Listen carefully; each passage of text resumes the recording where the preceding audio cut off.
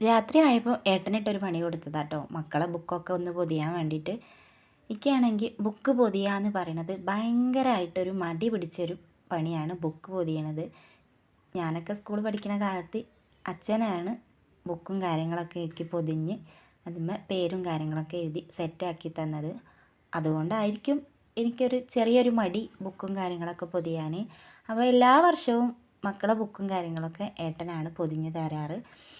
അപ്പോൾ ഏട്ടന് നല്ല സൂപ്പറായിട്ട് നല്ല അടിപൊളിയായിട്ട് ബുക്ക് പൊതിയാൻ അറിയും. അല്ലുക്കുട്ടൻ്റെയും ബാലക്കുട്ടൻ്റെയും ബുക്കുകളാണ് ഇതൊക്കെ.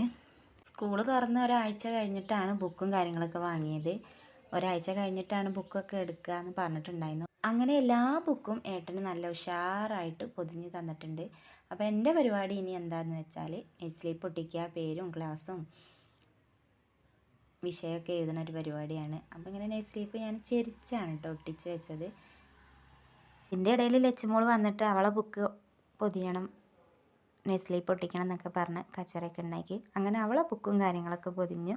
അവൾക്കും നഴ്സറിപ്പും കാര്യങ്ങളൊക്കെ ഒട്ടിച്ച് കൊടുത്തു. അപ്പോൾ ഇത്രയൊക്കെയുള്ള video. Tata bye bye, see U.